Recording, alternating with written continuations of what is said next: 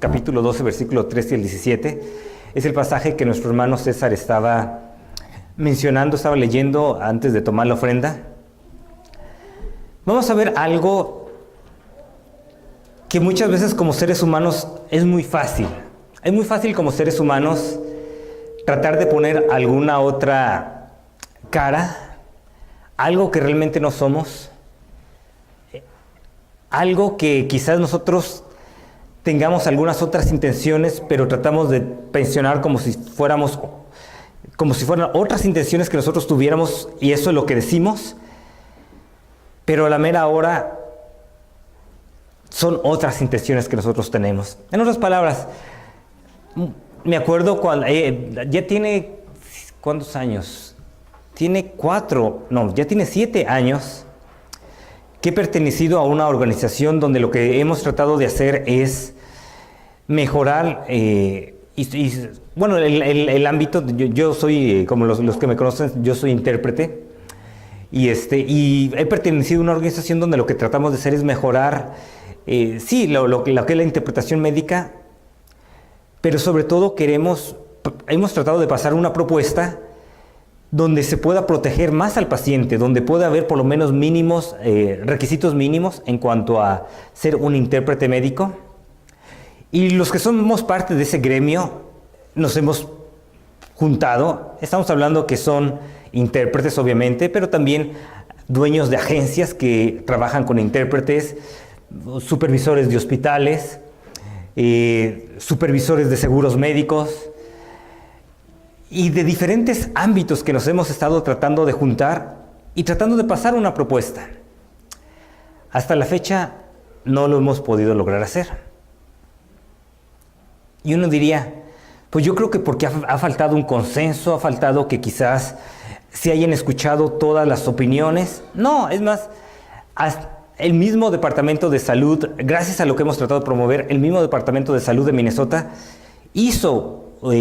trató de escuchar todas las opiniones, pero aún así no ha pasado la propuesta.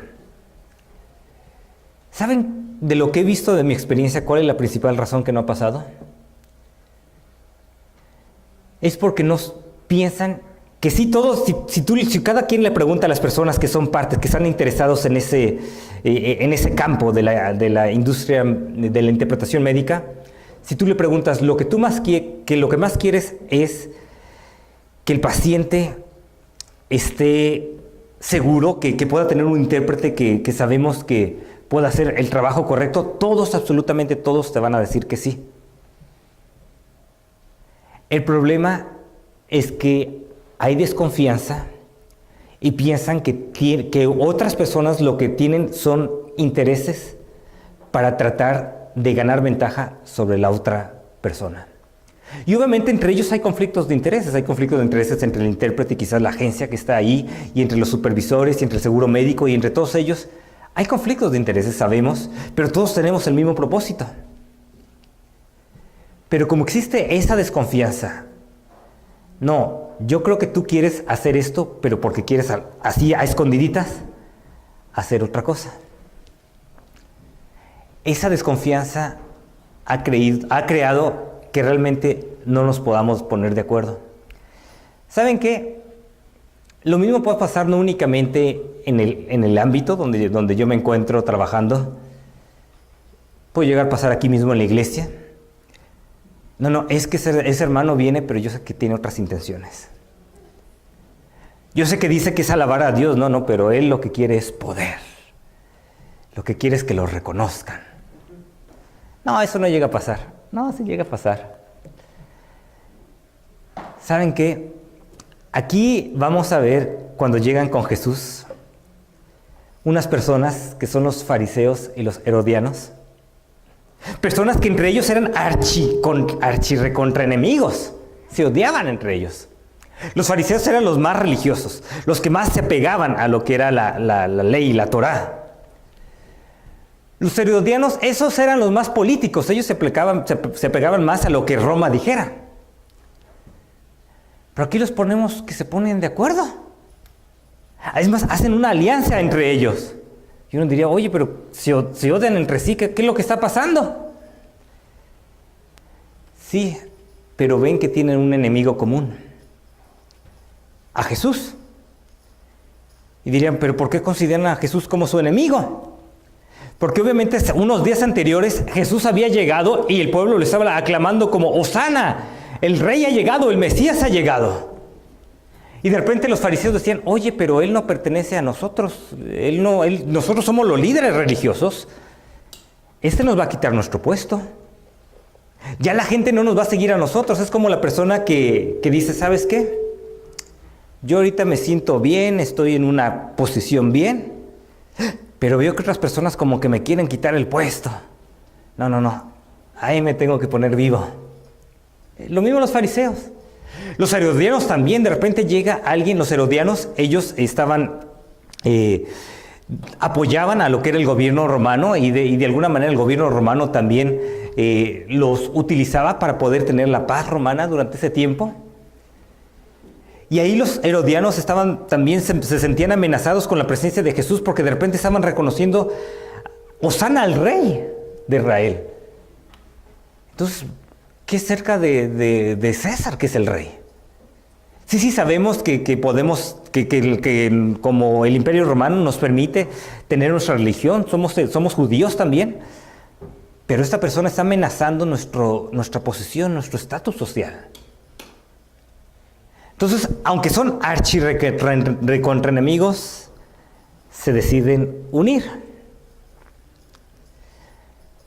Y es más, mencionan aquí en el versículo, si vamos ahí en Marcos, capítulo 12, es donde andamos.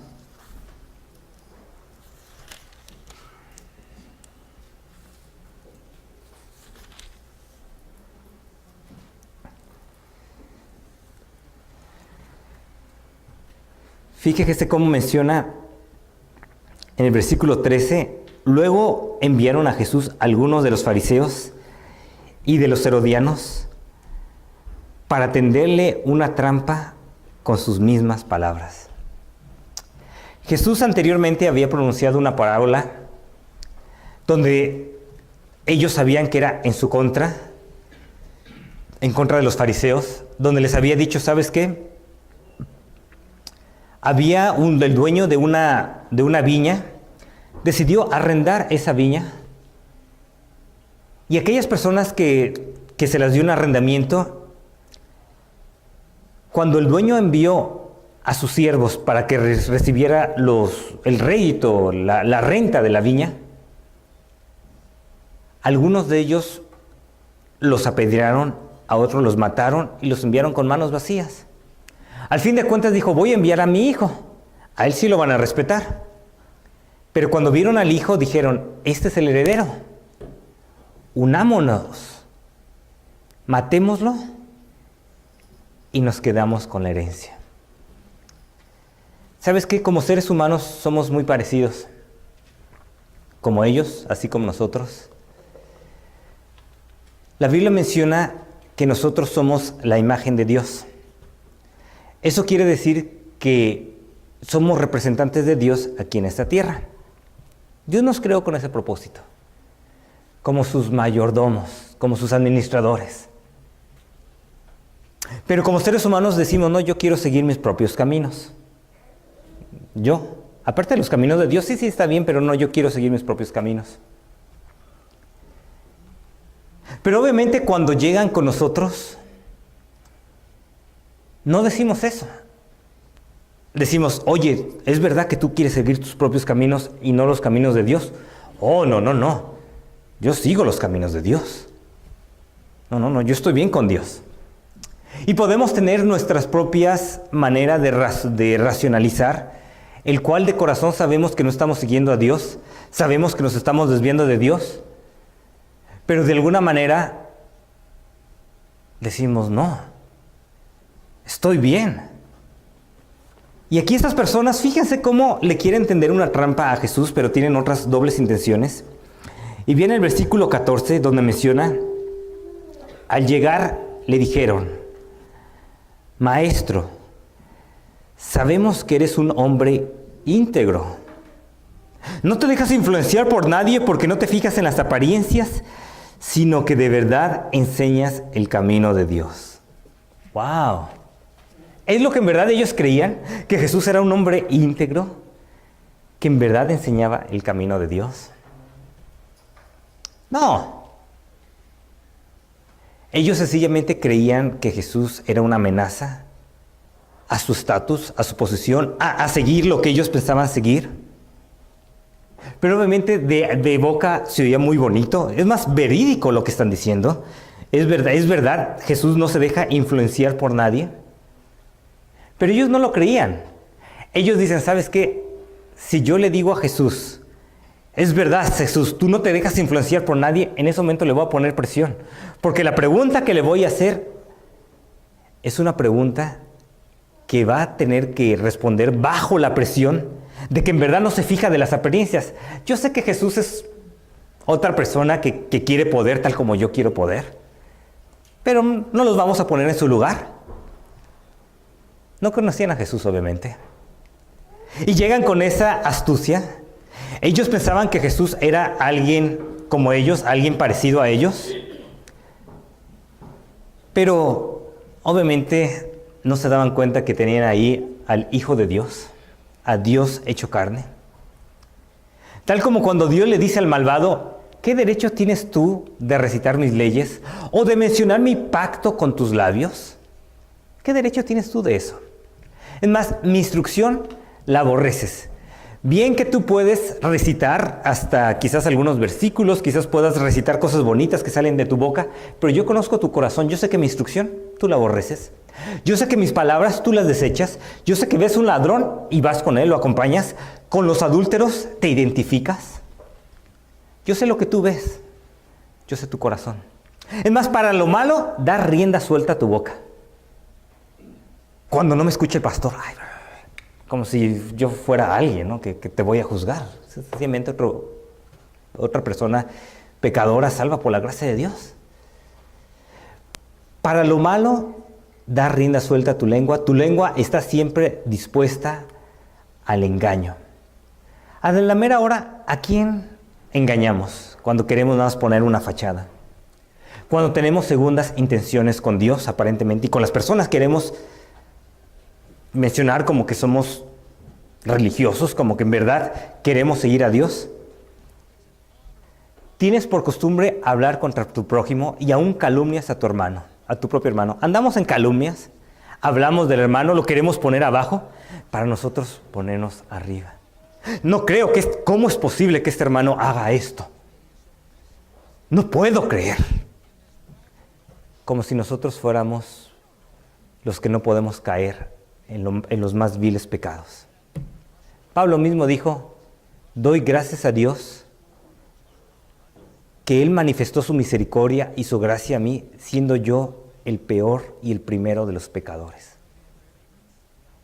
¿Sabes qué? Es que si tú en verdad conoces tu corazón, tú sabes que eres un pecador, malo, que mereces toda la ira de Dios.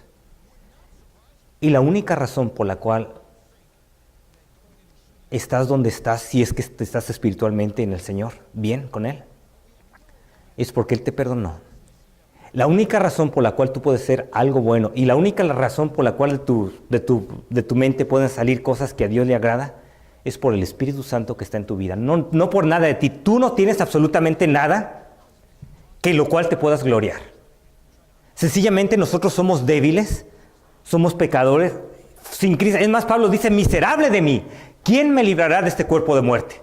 Pablo mismo sabía que él con la mente servía a Dios, pero con la carne servía a la ley del pecado. ¿Quién de nosotros somos para creernos los más santitos? Como si en nosotros mismos hubiera esa santidad aparte del Espíritu Santo. ¿Y quién de nosotros somos para mirar a los demás? ¡Ay, qué pecador! Y estar calumniando y estar menospreciándolos. ¿Sabes qué? Has hecho todo esto en silencio y he guardado silencio, Dios dice. ¿Acaso piensas que soy como tú? ¿Acaso piensas que Dios es como tú y también se va a quedar calladito? No. ¿Acaso piensas que a Dios lo puedes engañar como lo pensaban ellos? A Dios lo voy a engañar. A Jesús lo voy a engañar. Sabemos, Señor, que no te dejas influenciar por nadie, Señor. Le voy a poner, es más, lo voy a influenciar sin que Él se dé cuenta. Lo voy a adular sin que él se dé cuenta. Porque la trampa que le voy a poner, no hay salida. Pensaban que Jesús era como ellos. ¿Pero qué hizo? ¿Qué es lo que Dios hace? Pero ahora voy a reprenderte cara a cara. Voy a denunciarte. Y vamos a ver esa reprensión. No la tengan contra mí, hermanos. Como les dije la vez pasada. Les doy la advertencia, ¿no? Como discreción se da, como así dice, advertencia, ¿no? En otras palabras, la advertencia no soy yo. ¿Quién es el que nos va a reprender? Es el Señor, me reprende a mí. Porque yo también caigo en hipocresía, porque yo también caigo en cualquier otro pecado. Yo no soy aquí como el fariseo poniéndose, los hermanos, ¿cómo es posible que hayan caído en hipocresía, que hayan caído en calumnia, que hayan caído en esto, en lo otro? La verdad es que yo soy igual, hermanos, es por la gracia de Dios que Él me va cambiando. Y es porque Él me reprende tal como ahorita yo le estoy compartiendo la reprensión, pero Él me reprende a mí.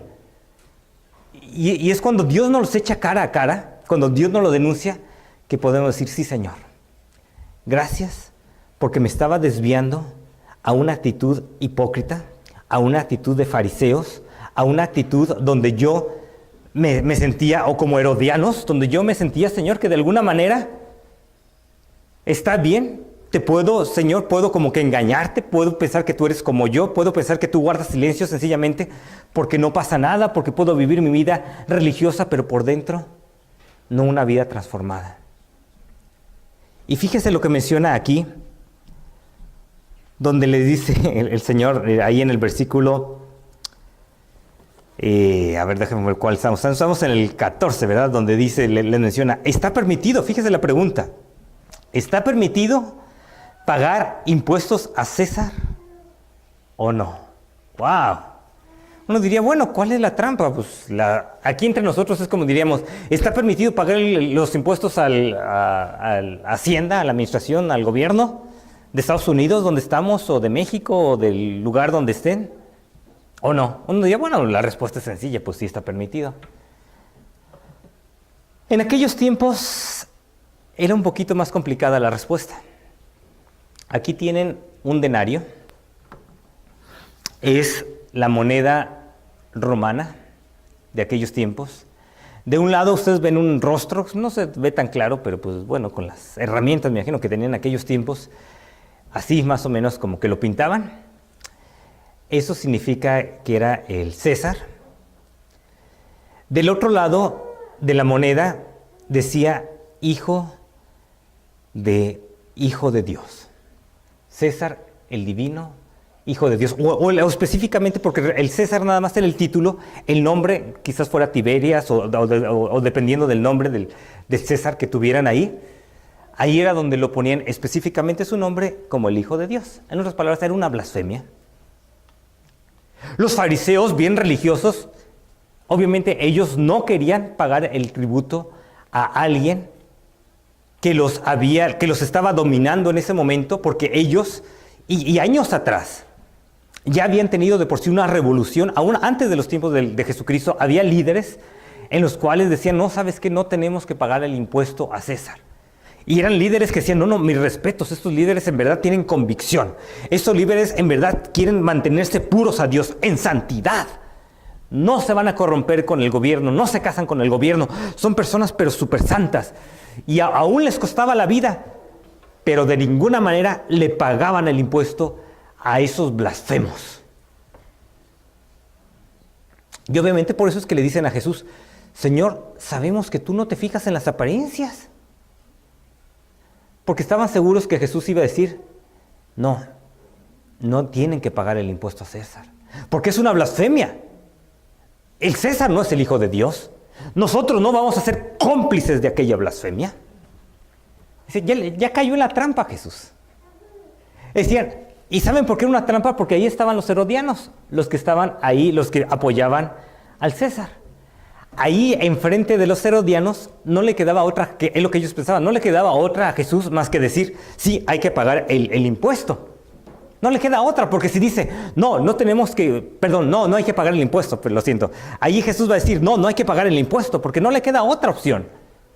La otra opción es que diga, sí, paguen el impuesto. Entonces todo el pueblo que sabe que es una blasfemia ese denario, porque se pagaba, era lo que estaban pagando los impuestos a César. Todo el pueblo se va a dar cuenta que Jesús no enseña la verdad, que no es un hombre de Dios, que no es un hombre que en verdad quiere mantener al pueblo puro por Dios, puro para Dios. Pero aquí estamos con Dios mismo. Aquí estamos con el Creador, el mismo que menciona, luego Pablo lo explica en Romanos 13, todos deben someterse a las autoridades públicas, pues no hay autoridad que Dios no haya dispuesto, así que las que existen fueron establecidas por Él. En otras palabras, ¿sabes qué? Dios es el que puso esa autoridad, por más pagana que sea esa autoridad, Dios la puso ahí. Dios tiene un propósito. Por lo tanto, todo el que se opone a la autoridad se rebela contra lo que Dios ha instituido. Los que así proceden recibirán castigo, porque los gobernantes no están para difundir terror a los que hacen lo bueno, sino a los que hacen lo malo. Es increíble cómo aún las dictaduras más perversas que haya habido, aún entre ellos, lo que dicen es, no, es que aquí castigamos a los que hacen lo malo. Hipocresía. Muchas veces al contrario, quieren castigar a los que quieren quitarle su poder. Pero de alguna manera, todos tenemos un concepto, y aún esa autoridad romana, con toda su blasfemia, que prácticamente para uno reconocer a la autoridad romana, uno muchas veces lo que quería hacer César es que tenía uno que reconocer a César como el Dios principal, y si uno podía tener sus otros dioses, los dioses judíos pueden tener su templo, sus dioses, no hay ningún problema con eso, siempre y cuando reconocieran que el Dios principal era César. Y aquí Pablo dice, ¿sabes qué? Tienen que someterse porque Dios puso un propósito para establecer a qué hace lo malo. Porque también no únicamente querían que ellos adoraran a César, también ellos querían que hubiera un orden. Tal como cuando Pablo menciona que dice, así que recomiendo ante todo que se hagan plegarias, oraciones y súplicas y acciones de gracias por todos, especialmente por los gobernantes y por todas las autoridades, para que tengamos paz y tranquilidad y llevemos una vida piadosa y digna. Al fin de cuentas, ¿quién puede quitar una autoridad y quién puede poner otra autoridad? Dios. ¿Quién permite que una autoridad llegue? Hoy hay elecciones en México. ¿Quién va a permitir que llegue la persona que llegue? Dios. ¿Quién permite el presidente que tenemos aquí en este país? Al fin de cuentas, Dios está en control sin importar quién sea. No importa que sea el César que digas o me adoras, Dios está en control. Y Dios dice, por eso recomiendo que oremos ¿a quién? A Dios, para que nos pongan gobernantes, que podamos tener paz y tranquilidad y llevar una vida como piadosa y digna. Hay un dicho que dice que cada pueblo tiene el gobierno que merece. En cierto sentido dice la Biblia que si se humillare mi pueblo, sobre el cual mi nombre es invocado, y buscare mi rostro, entonces escucharé desde los cielos y sanaré su tierra. ¿Quién puede darnos gobiernos en los cuales podamos vivir vidas piadosas y dignas? Dios. Hay veces que es verdad, y sucedió en aquellos tiempos. Llegó un momento, no crean que el gobierno romano todo el tiempo le estaba diciendo a las iglesias, ¿sabes qué? Tienes que adorar a César. No, vivieron tiempos donde tenían paz, pero también vivieron tiempos de persecución. Igual como lo hicieron los mismos primeros cristianos, donde tuvieron tiempos de persecución de los mismos judíos, tal como estamos sabiendo el concilio cuando llamaron ahí a Pedro y le dijeron y a Juan, los llamaron y les ordenaron terminadamente que dejaran de hablar y enseñar acerca del nombre de Jesús. Pedro y Juan replicaron: ¿es justo delante de Dios obedecerlos ustedes en vez de obedecerlo a Él? Júzguenlo ustedes mismos. Es más, Dios te ha puesto para castigar al que hace lo malo, no al que hace lo bueno. Así que juzga lo que me estás diciendo. Porque nosotros no podemos dejar de hablar de lo que hemos visto y oído. En otras palabras, si en verdad quieres vivir una vida piadosa y santa, nadie te lo puede interrumpir. Y el gobierno sí lo pudiera interrumpir con la espada, pero aún así, Dios es más poderoso que cualquier gobierno. Y Dios tiene que decir, ¿es necesario obedecer a quién? A Dios antes que a los hombres. Y si esto te cuesta el sufrimiento y la persecución y la muerte, pues la Biblia dice que gozoso lo tienes que recibir. Pero muchas veces durante el tiempo de Jesús, las personas no estaban interesadas en vivir piadosamente, estaban interesadas en tener ellos mismos el poder. Si en verdad estaban interesados en vivir piadosamente, cuando hubiera llegado Jesús, wow, hubieran dicho, gracias Señor. Gracias porque nos mandaste al Mesías que tú estabas prometiendo. Gracias porque Él nos está enseñando tus caminos. Gracias porque nos mandaste al pastor, Señor. Pero no, todo lo que le interesaba era su posición. Seguir su propio camino. Ya tenían el respeto de la gente. No querían perder ese respeto. Que nadie se los vaya a quitar, mucho menos ese Jesús. ¿No les interesaba vivir piadosamente? ¿Qué acerca de tu vida? ¿Qué acerca de mi vida? En verdad lo que quiero es servir a Jesús. Hoy nos venimos con todo y agua, ¿verdad? ¿Por qué lo hicimos? ¿No es que si no Diosito me va a castigar? ¿O es porque amas a Dios con todo tu corazón, con toda tu alma y con toda tu mente? Y querías escuchar la palabra de Dios. No, es que si yo voy bien, me va a ir bien en mi negocio si voy a la iglesia por lo menos una hora. Bueno, a veces el predicador pues, se pasa de más, pero si por lo menos estoy a una hora que lo aguante, ya, como digo, ya a veces se pasa con 10 minutos, pero bueno, con que aguante una hora, con eso me va bien en mi negocio. ¿O es porque amamos a Dios con todo nuestro corazón, tal como Él quiere que lo hagamos? La verdad, yo me acuerdo muchas veces, antes de que conocer a Cristo, iba a la iglesia y se me hacía eterno. Y me acuerdo que estaba ahí en la misa, ¿no? Le llamaban la religión donde iba, ¿no? Le llamaban misa, y estaba ahí en la misa y decía, wow, ya casi iba a empezar el partido de Puebla, porque me gustaba ver al Puebla, nací en Puebla y de alguna manera le iba al Puebla. Casi siempre perdían, pero todos yo le iba al Puebla. Lo siento, quizás ahorita los que me están viendo digan, no, ya va ganando, ¿no? Pero yo le iba al Puebla. Y me encantaba jugar al Puebla. Jugaba a las 12 y la misa era a las 11. Entonces era como que acababa a las 11:55 y lo bueno es que estaba cerquita de la casa donde vivíamos, porque era correr, quizás comprábamos unas carnitas, algo así, y a ver el partido, ¿no? Era lo más importante del domingo. Lo que era la misa o lo que era el ir, porque también se abrían los evangelios, se escuchaba la palabra de alguna manera. Eso es pues, aburrido, ¿no? Pero ya lo que era el partido era la diversión como joven.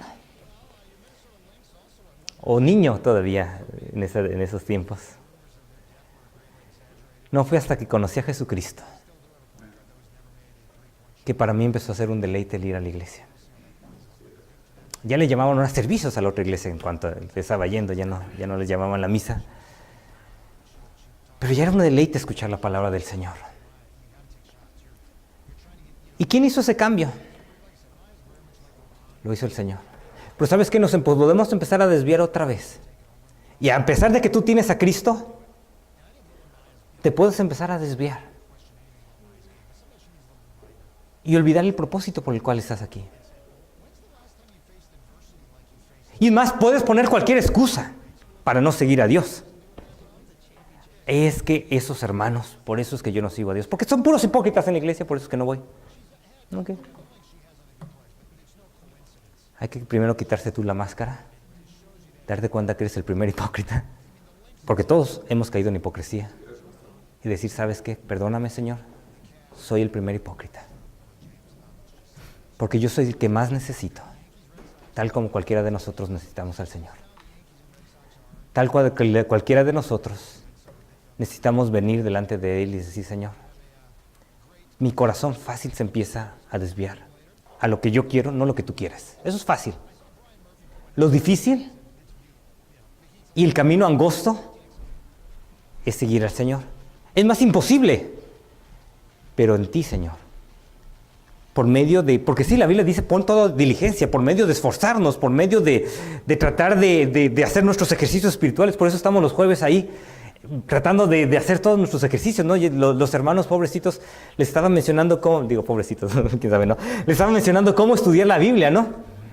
Y hasta le digo, tomen una foto, ¿no? Para que no se vayan a olvidar de todos los diferentes pasos, ¿no? Pero se quedan, wow, tenemos que pensar y luego tenemos que, bueno, no es que no piensen, digo, pero todos decimos, tenemos primero que estar pensando y luego tenemos que ver la referencia cruzada y luego tenemos que estar viendo esto. Se quedaban como, a ver cómo llego. Le digo, no se preocupen, la próxima vez vamos a estar repasando de cómo lo hagan, pero al fin de cuentas, ¿qué es lo que queremos? Todo el conocimiento que ya tengo, véanme. No. Queremos ver a Jesús. Y muy fácil nosotros nos podemos desviar a otras opciones que son secundarias. Quizás queramos, como lo mencionamos, quizás queramos, bueno, de alguna manera si voy a la iglesia, pues ya con eso ya estoy bien con Dios o cosas así, en lugar de, no, Señor, yo quiero amarte a ti. Y fíjense al final de lo que pasó aquí con el capítulo. Bueno, con esta historia, entonces dice, ¿debemos pagar o no? Fíjense el versículo 15. Pero Jesús, sabiendo que fingían, le replicó, ¿por qué me tienden trampas? En otras palabras, conmigo no pueden ponerse la máscara. Yo conozco tu corazón. Yo conozco que me están tratando de tener trampas. ¿Por qué me las tienden? Tráiganme una moneda romana para verla. O el denario, ¿no? Le llevaron la moneda y él les preguntó, ¿de quién son esta imagen y esta inscripción? Del César, comentaron. En otras palabras, nosotros somos a la imagen de Dios, ¿no? En este caso la moneda era la imagen del César. Eso quiere decir que Dios le había dado el poder al César para que tuvieran autoridad sobre ellos. Y les dicen, bueno, ¿saben qué? Pues denle a César lo que es de César. Y a Dios lo que es de Dios. Nada puede impedirte que tú sigas al Señor. Nada, absolutamente. Tú eres el único que puedes poner los pretextos cualesquiera por los cuales digo, no, ya no sigo en los caminos de Dios, ya no sigo en la iglesia. Los hermanos, el pastor, la música, la lluvia, lo que sea. Pero tú puedes decir, ¿sabes qué? Yo le voy a dar a Dios lo que es de Dios. Y Dios dice, el que no está de mi parte, está en contra de mí. Si tú no le das a Dios lo que es de Dios, ¿qué eres? ¿O un hipócrita? ¿O sencillamente un rebelde abierto? Y la verdad es que muchas veces somos hipócritas, muchas veces somos rebeldes abiertos. Pero ¿en verdad queremos ser eso? ¿En verdad queremos vivir vidas dobles? ¿O queremos ser sinceros? Decir, ¿sabes qué, Señor? Yo te necesito. Fuera de ti mi corazón se desvía. Yo no quiero estar en contra de ti. Yo quiero estar de tu parte, Señor. Yo sé que en mí mismo fácil me desvío en tu contra, Señor. Pero yo en verdad quiero estar de tu parte, Señor. Yo quiero darte a ti lo que a ti te pertenece. ¿Y qué le pertenece al Señor? Nuestras vidas, nuestro corazón. Dice la Biblia, os ruego por las misericordias de Dios que presenten sus cuerpos en sacrificio vivo, santo, agradable a Dios, que es vuestro servicio racional. ¿Estás dispuesto a presentar tu cuerpo delante de Dios? ¿Cómo lo haces? Por medio de la fe. Dios ve tu corazón. Tú puedes llegar, venirte aquí a arrodillarte, está bien. Y es más, si quieres puedes hacerlo. Pero lo más importante es que te arrodilles en tu corazón. No te dirías, Señor, yo quiero estar de tu parte, Señor. Yo quiero darte lo que a ti, Señor, te pertenece. Si le das lo que al Señor le pertenece, no hay problema de pagar los impuestos. Dios los puso al gobierno, gracias a Dios que tenemos paz y tranquilidad. Hay que orar por México. Más de 138 personas han muerto en esta... No que hayan muerto en cuestión del crimen organizado, personas que querían participar en la política y los del crimen organizado los han matado para que no participen en la política. 138 que ya sean candidatos o personas que estaban aliados a algún candidato. Sí, dura la situación. Aquí en Estados Unidos estamos hablando también por el país. Decisiones que toman que pensamos que son inhumanas. Y podemos entrar en cuestión de política. No estamos aquí para la política, estamos para orar por ellos. No tiene nada de malo que como ciudadano privado alces tu voz en contra de injusticias. Pero lo principal, ¿sabes qué es? ¿Qué te impide que tú le des a Dios lo que a Dios le corresponde? ¿El gobierno? No, nada absolutamente. Aunque el gobierno se pusiera en contra y te dijera, de ahora en adelante no puedes hablar de Cristo, lo siento, nadie me impide seguir al Señor. Y hay gobiernos que lo impiden. Pero los cristianos, como ahora sí que como hormigas, porque por debajo se siguen creciendo. Tenemos a Cuba, tenemos a China y otros lugares. Tenemos países musulmanes donde está prohibido. Pero bueno, hermanos, vamos a orar y vamos a humillarnos delante del Señor. Si quieren cerrar sus ojos, si quieres doblar tus rodillas, si quieres lo que sea, lo más importante es que te arrodilles delante del Señor. En tu corazón. Y quizás tú me estás viendo ahorita en este momento y tú digas, ¿sabes qué? Yo reconozco que he sido un hipócrita también, tal como yo lo he sido, tal como todos lo hemos sido. Pero aún así reconozco que es más, ni siquiera sé que Cristo me ha perdonado mis pecados. No tengo la seguridad si me llego a morir que voy al cielo delante de Dios. ¿Sabes qué? Si es así, Dios te quiere salvar. Y quizás tú estás aquí mismo en este auditorio y tú no tienes esa seguridad. Tú dices, la verdad, yo no sé si llego a morir. ¿A dónde me voy? ¿Sabes qué? Dios murió por ti. No importa el más vil de los pecados que tú hayas cometido, Cristo murió por ti. Y Cristo te ama y te quiere perdonar y te quiere cambiar. Tú no tienes que cambiar tú mismo, tú no puedes cambiar tú mismo. Todo lo que tienes que hacer es abrir la puerta de tu corazón a Jesús. Eso es todo. Si nunca lo has hecho, Dios ve tu corazón. ¿A Dios no lo engañas? Sencillamente así con corazón, ¿por qué no le dices con tu corazón dispuesto? Si quieres puedes decirle algo así como, Señor, tú ves mi corazón. Tú sabes que soy pecador. Tú sabes que a ti no te engaño, Señor. Perdóname, Señor. Entra en mi vida. Cámbiame, Señor. Acepto ese regalo de la vida eterna, Señor. Gracias, Señor, por morir por mí.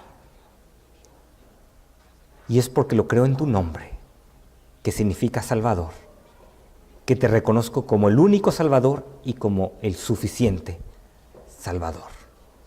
Porque tú eres el único que puede salvarme y tu sangre es suficiente para cubrir todos mis pecados. Y tú estás vivo. Gracias, Señor, por eso. Quizás tú ya le has pedido